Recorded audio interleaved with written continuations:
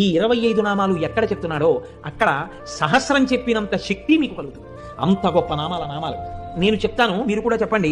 సింహాసనేషి, లలిత, మహారాజ్ఞి, వరాంకుశ, చాపిని, త్రిపురా చైవ, మహాత్రిపుర సుందరి, సుందరీ చక్రనాథ చ,